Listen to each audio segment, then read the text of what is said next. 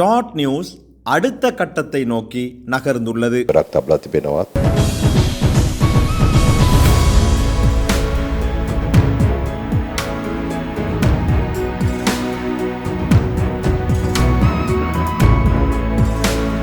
இன்று நான் ஊடகத்துறையில் மிக முக்கிய ஒரு நிகழ்வில் பங்கெடுக்கிறேன். இப்போது இலங்கையில் மாத்திரமல்லாமல் சர்வதேசத்தின் பக்கம் அவதானத்தை செலுத்துவோமாக இருந்தாலும் கூட பாரம்பரிய ஊடகங்களுக்கு பதிலாக சமூக ஊடகங்களே ஆதிக்கம் செலுத்துகின்றன. கடந்த சில தசாப்தங்களுக்கு முன்பு பத்திரிகைகள் மூலமும் தொலைக்காட்சி மூலமும் செய்திகளை தெரிந்து கொண்டவர்கள் இப்போது சமூக ஊடகங்கள் வாயிலாக செய்திகளையும் நிகழ்ச்சிகளையும் பார்க்க பழகிவிட்டனர். அது நாடகங்களாக இருக்கலாம், பாடல்களாக இருக்கலாம்.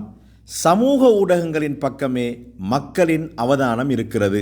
அதிலும் விசேடமாக செய்திகளை சமூக ஊடகங்களில் தெரிந்து கொள்ள மிகவும் ஆர்வம் காட்டுகின்றனர். அதன் அடிப்படையில் சமூக ஊடக பரப்பில் ஃபேஸ்புக், யூடியூப், ட்விட்டர், டிக்டாக் உள்ளிட்ட அனைத்தையும் உள்ளடக்கிக் கொண்ட ஷார்ட் நியூஸ் நிறுவனம் ஒரு புதிய இடத்தில் புதிய அத்தியாயத்தை தொடங்கியுள்ளது.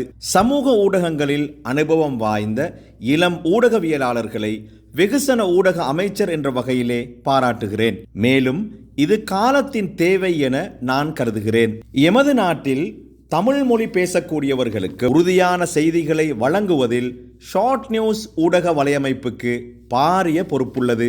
இப்போதும் கூட அங்கு கடமையாற்றக்கூடிய ஊடகவியலாளர்கள் பக்கச்சார்பற்ற செய்திகளை விரைவாக மக்களிடம் கொண்டு சேர்க்கின்றனர். அதை இந்த புதிய இடத்தில் இன்னும் விரிவுபடுத்தலாம் என்றும் நினைக்கிறேன்.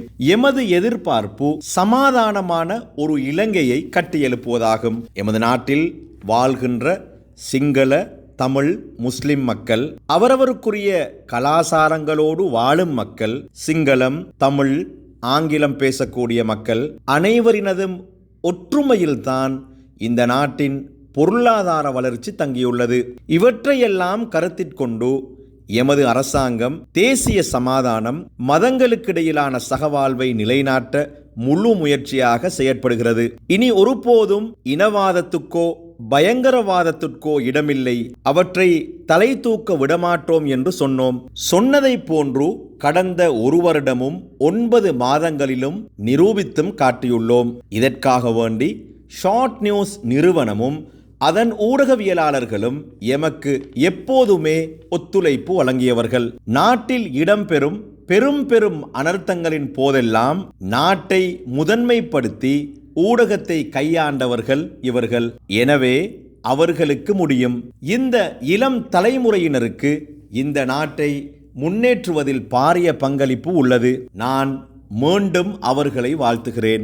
ஊடகத்துறையில் சிறப்பாக உயர்வடைவதற்கு பலமும் தைரியமும் கிடைக்கட்டும் என்று.